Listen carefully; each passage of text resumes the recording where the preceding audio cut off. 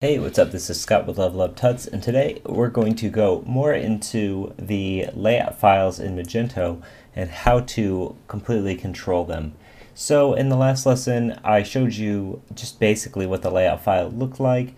We changed one small thing in it, and then we had our popular tags, we had that show up at a different spot than it was before. So let's actually try something like that and look at that file again and just see a little bit more about understanding these layout files. So I'm going to go to my theme and then layout. The one that we used was tag.xml. And now here we have this file opened up, and what we did is we changed the default reference name to right. Okay, so as this comment explains here, what this default block is the default page. It's the default layout. It's going to load most of the pages. So the reason it says most is because it's not all. We'll go into that a little bit more. It's not something you need to worry about right now. But this default is going to load on most of the pages. So when we say the reference name of right, it's referencing another block. So what this is called right here is this is the handle. And the handle tells Magento what pages to load this stuff on. These handle names are set in stone identifiers that you won't have to change, okay? So if you'll notice, customer underscore accounts is one that we have below here, customer account index, catalog product view. These are all pages or types of pages that this stuff's going to get to load on. So in this instance, we saw before for default, and it was referenced in right. When we first came to this, it was referenced left. So this is referencing a block somewhere else. In fact, let's actually see what block that's referencing. We're going to go into our layout file again, and I'm actually going to go into the default ones that came with Magento under layout, and then I'm going to grab page.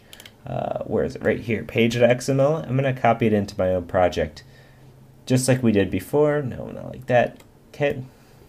Okay, so here I've loaded up page.xml, and this is where this block right lives. So let's scroll down here, and you'll see these block tags.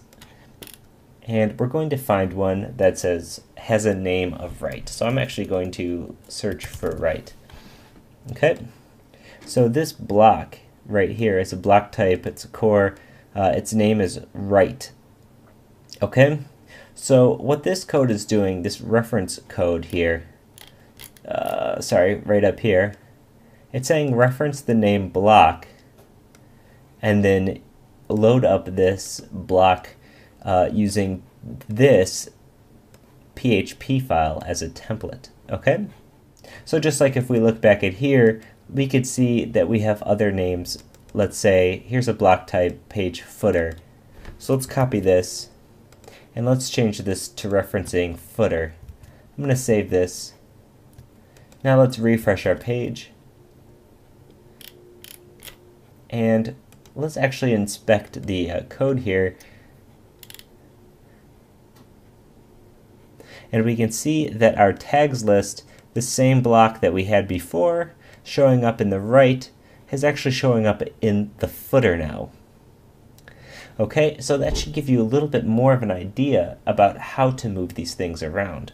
So by using this developer's tools that we had turned on in the previous video, we now know how to find out what XML file our particular blocks are using, and we know how to manipulate that to change it to a different block to put it in.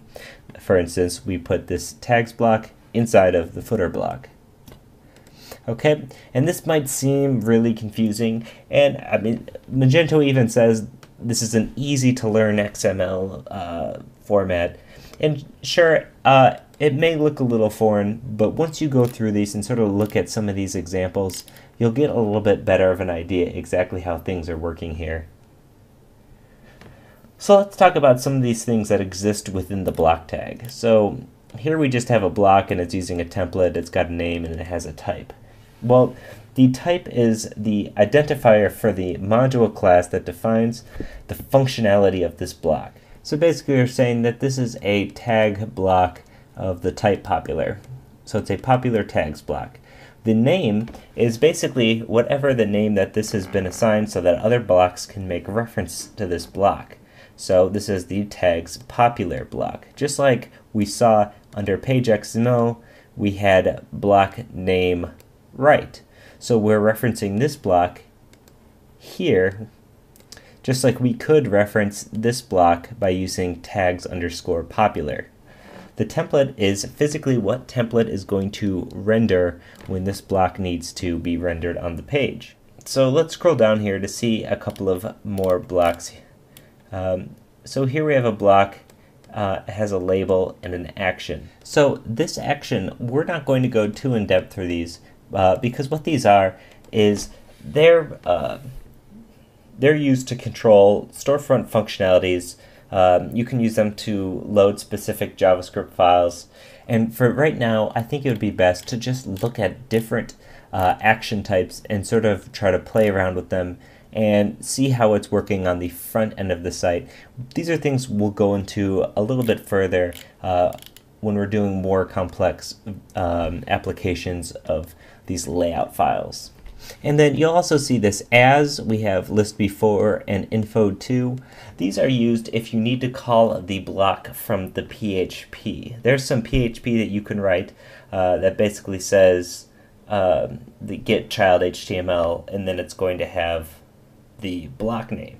So we'll show you an example of that once we get into more of the PHP, but like I said, for now, you should need to know that if you just want to be customizing what they have here, you should have enough to be able to come through, and if you don't want something to show up, you can delete these. However, there's a better way to do that, and in the next video, we're going to be going over the local.xml file, and we're going to be turning off a ton of those blocks that we don't want that come by default with the Magento installation.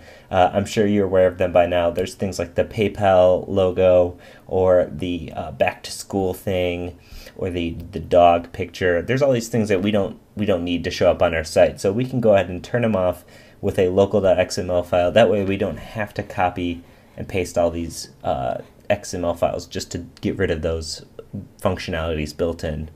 Okay, well, I hope this helps. These XML files, like I said, they're just a little bit different, so it's going to take some time to just play around with them and really just try to see exactly what they're doing. If you need any reference, just check out the ones that already exist. We'll get into more advanced applications like writing your own in just a few tutorials here. As always, this is Scott with Level Up Tuts. If you have any questions, please leave a comment in the video. Hit us up at Twitter, Level Up Tuts. Thanks for watching.